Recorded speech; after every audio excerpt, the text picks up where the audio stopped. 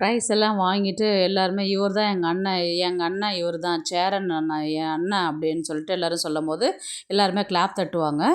உடனே இவர் பல்லவன் வந்து ஒரு செல்ஃபி எடுத்துக்கிட்டோமா அப்படின்ற மாதிரி வந்து சோழன் வந்து கேட்பாரு.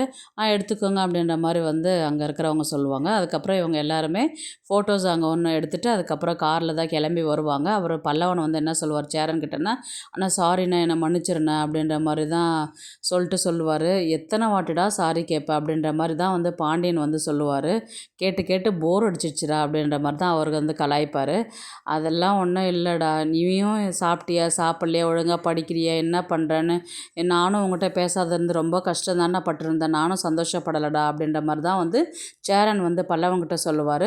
உடனே பல்லவன் வந்து திரும்பவும் நான் இந்த மாதிரி ஒரு ஜென்மத்துக்கும் இந்த மாதிரி ஒரு தப்பு நான் செய்ய மாட்டேனே, என்னை மன்னிச்சிருண்ணா அப்படின்னு சொல்லிட்டு அவர் தோல்லே சாஞ்சிக்கிட்டு வருவார். அதுக்கப்புறம் வந்து பார்த்திங்கன்னா வீட்டுக்கு தான் வருவாங்க. வீட்டுக்கு வந்து பார்த்தவொடனே பார்த்திங்கன்னா நடேசன் தான் வந்து அந்த ப்ரைஸு அந்த கப்பெல்லாம் பார்த்துட்டு ரொம்ப பெருமைப்பட்டுக்கிட்டு அவர் எல்லாத்தையுமே தொட்டு பார்த்து முத்தம் கொடுத்துக்கிட்டு அவர் ஒரு மெடல் எடுத்து போட்டு அந்த கப்பெல்லாம் வாங்கிற மாதிரி வந்து கண்ணாடியில் நின்று பார்ப்பாரு. இது எல்லாமே பின்னாடி வந்து நிலாவும் சேரனும் வந்து பார்த்துக்கிட்டு இருப்பாங்க. உடனே நிலா தான் வந்து ஃபீல் பண்ணுவாங்க, நம்ம அங்கிளையும் கூட கூட்டிகிட்டு போயிருக்கணும் அண்ணா அப்படின்ற மாதிரி தான் வந்து நிலா வந்து சொல்லுவாங்க. ஆமாம்ப்பா, எனக்கு அதை நான் யோசிக்கவே இல்லை அப்படின்ற மாதிரி தான் அவரும் சொல்லுவார். இருந்தாலும் பல்லவன் வந்து எல்லாரையும் வாங்கன்னு சொல்லிட்டு கூப்பிட்டுட்டு போனான், ஆனால் அப்பாவை கூப்பிட்டுலையே அப்படின்ற மாதிரி தான் வந்து அவர் சொல்லியிருப்பார். அவன் கூப்பிடலன்னா நம்ம கூட்டின்னு போயிருக்கணும், அட்லீஸ்ட் நானாவது அவரை கூட்டின்னு வந்திருக்கணும். அவர் எவ்வளோ ஃபீல் பண்ணுறாரு பாருங்கள், இது எவ்வளோ கஷ்டமாக இருக்குது.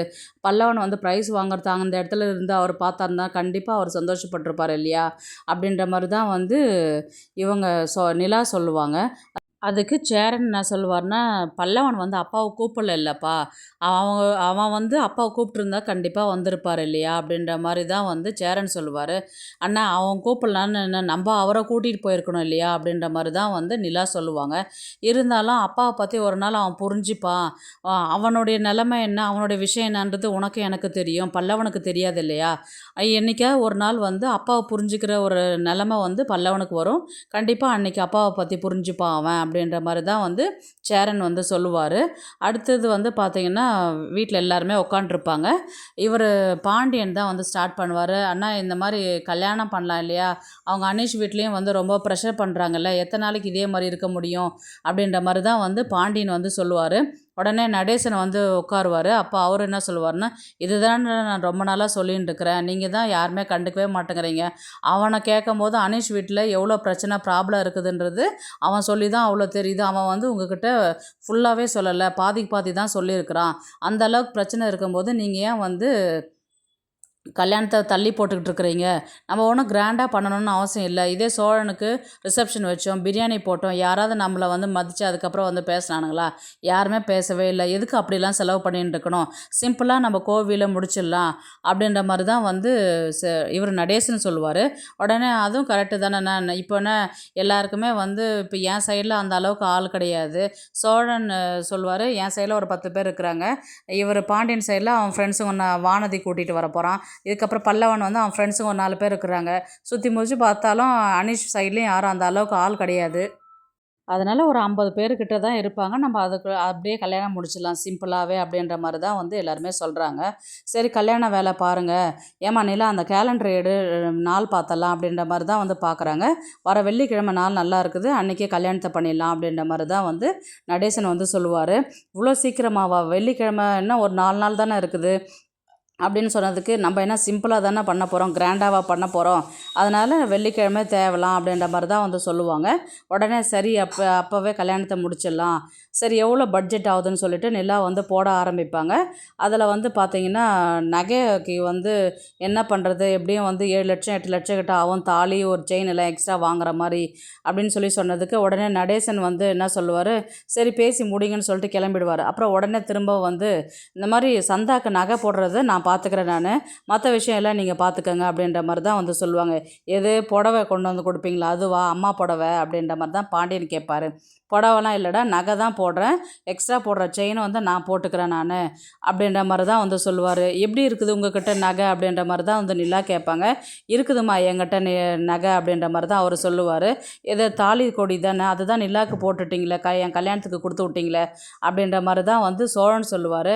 ஆமாண்டா, இப்போ உங்கள் அம்மா சாகும்போது வந்து மூத்த மருமகள் யார் வராலோ அவளுக்கு வந்து தாலி கொடியும், ரெண்டாவது வந்து சோழனுக்கு வந்து செயினும், பாண்டியனுக்கு வளையலும் கொடுக்க சொல்லி சொன்னாங்க உங்கள் அம்மா அப்படின்ற மாதிரி தான் வந்து சொன்னது.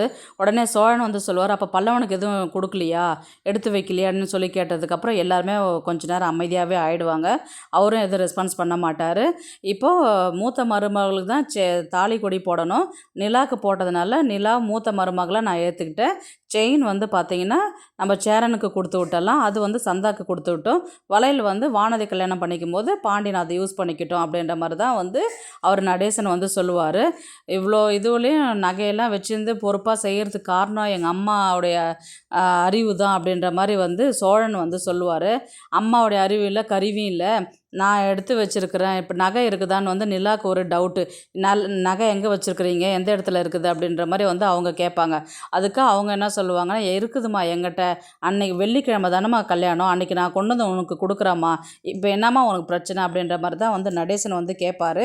உடனே வந்து சரிங்க அங்கிள் அப்படின்ற மாதிரி சொல்லுவார். அப்படியே வந்து இன்றைக்கான எபிசோடு வந்து முடிப்பாங்க.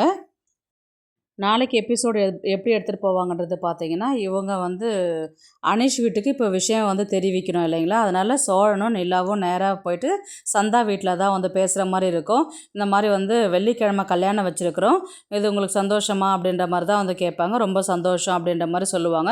அப்போ வெள்ளிக்கிழமை கல்யாணம் இருக்குது, அதுக்கான வேலைகள்லாம் பார்க்கணும், கொஞ்சம் வீட்டுக்கு வந்து போங்க அப்படின்ற மாதிரி தான் வந்து யார் சோழன் வந்து அனீஷ்கிட்ட சொல்கிற மாதிரி இருக்கும். சரி அப்படின்ற மாதிரி சொன்னது. இதில் விருப்பம் வந்து சேரனுக்கும் விருப்பம் இருக்கிறதுனால அவரும் வந்து அதுக்கான கல்யாண வேலைகள்லாம் செஞ்சுட்டு இருக்கிறாரு. உங்கள் வீட்டில் வேறு யாருக்கும் சொல்லணுமா, அவங்க யாராவது வருவாங்களா அப்படின்ற மாதிரி வந்து சோழனும் நிலாவும் கேட்குறாங்க. அங்கேருந்து யாரும் வரமாட்டாங்க. நம்ம கல்யாணம் பண்ணுறேன்னு தெரிஞ்சால் அங்கே மறுபடியும் இங்கே வருவாங்க எங்கள் வீட்டு ஆளுங்க எல்லாரும்.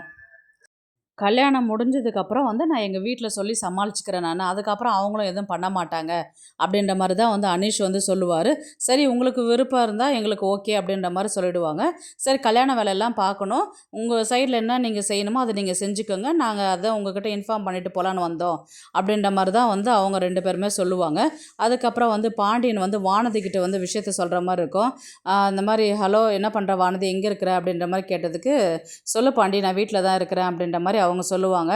இந்த மாதிரி வந்து அண்ணனுக்கு கல்யாணம் வச்சுருக்குறோம், வெள்ளிக்கிழமை தான் அப்படின்ற மாதிரி சொன்னதுக்கு, அப்படியா ரொம்ப சந்தோஷம் பாண்டி அப்படின்ற மாதிரி தான் சொல்லுவாங்க.